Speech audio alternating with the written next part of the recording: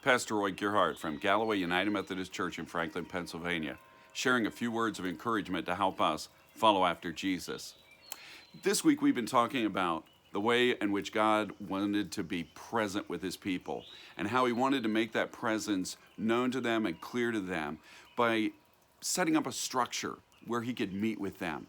And one of the things that's really cool about what God does is that he wants to do something that would go beyond what Moses was doing and make this a permanent and lasting connection of God with his people.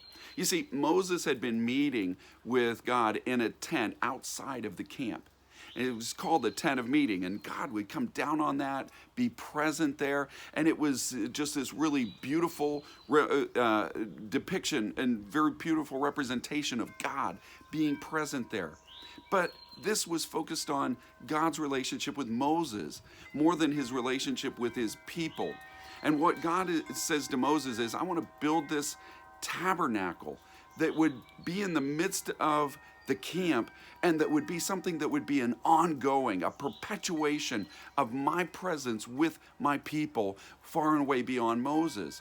And so he gives Moses all the design specs on this so that they would see that God was with them and that this would carry on perpetually. Now, one of the things that's really, really cool about when we get to the New Testament is the way in which there is a connection now made to all of this in Jesus. And here's the deal.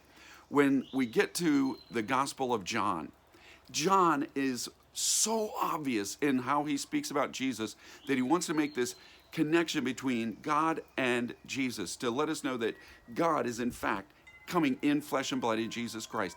He does that in the very first verses of the gospel. He starts off by saying, in the beginning was the Word, and the Word was with God, and the Word was God. And through him everything was made that has been made.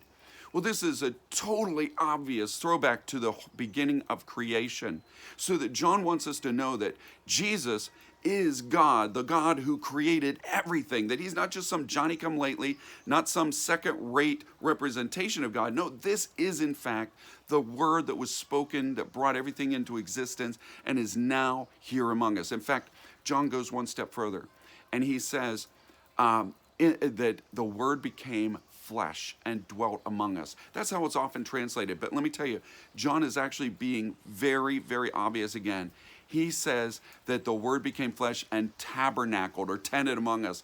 He is trying to, again, be totally obvious and say, just as Moses built this tent back there in the wilderness for God to be with his people and travel with them in this like RV version, because people are tenting and they're traveling about, and so the tabernacle, which becomes the temple, has to be mobile as well. And now God is doing this whole thing again, where he comes now into this world in a tent not made out of fabric, but a tent made out of flesh and blood. This is God in the flesh. And so John tries to make that really, really obvious. But now, I want to end on a note this week where Mike Cable ended his message just past Sunday. And this is where God brings this home to you and me through Jesus. Because what's Jesus do? Well, when he died on the cross and rose again, what Jesus does is he gives to you and me his Holy Spirit to dwell in us. 1 Corinthians chapter 6 ends on this note in telling us how we need to be conscientiously living our lives as followers of Jesus. He reminds us that our body is now the temple of the Holy Spirit.